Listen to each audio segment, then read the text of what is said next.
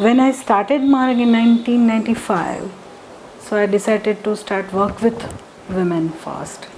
Pastoralists is the traditionally quite unified community. They are very close to each other.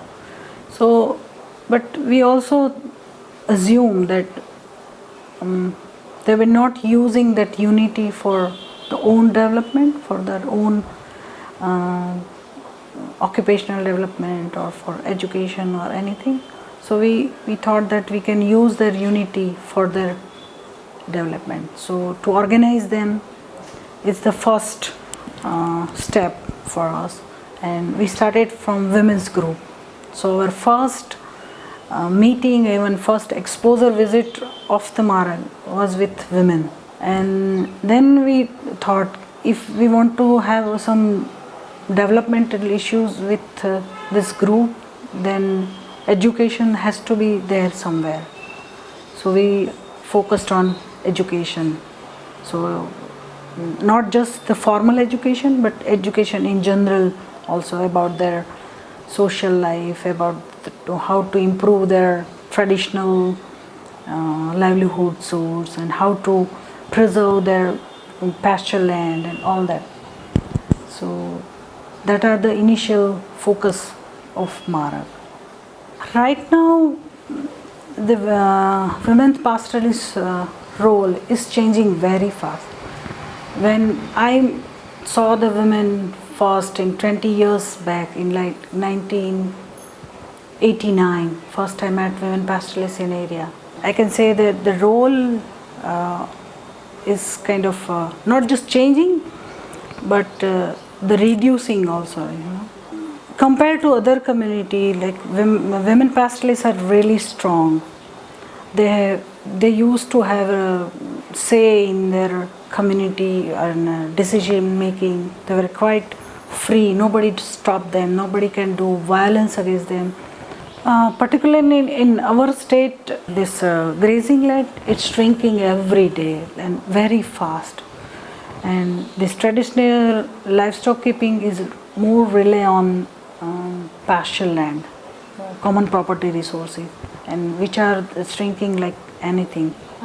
Secondly, the degradation of land and desertification, it's also one more issue.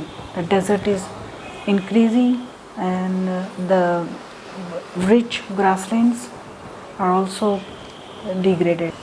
See, the geographical condition wise, their migration pattern is different in all over Gujarat.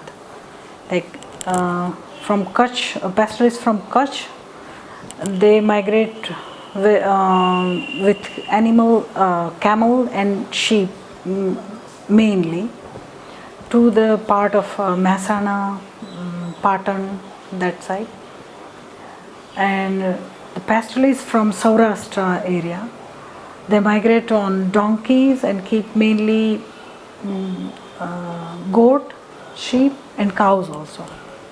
So animal preference are different, and their route is also different, both the pastoralist groups.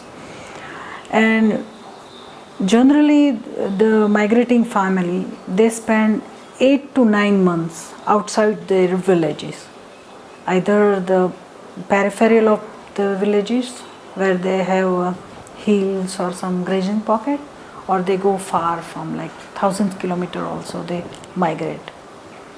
Initially, almost last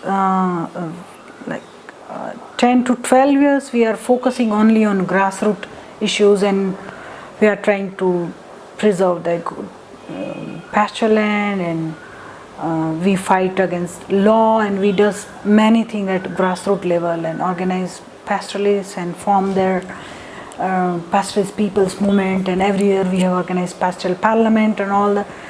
But finally we thought, if we are not reaching at policy advocacy level, at large, at globally, at nationally, then nobody will listen our voice.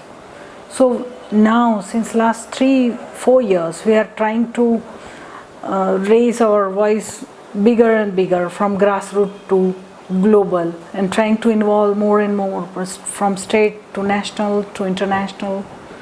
So one lady says very interesting word. She says, each of the family, we used to have 100 cows in our household. In Gujarati, she's not in Gujarati but in their language, pastoralist language.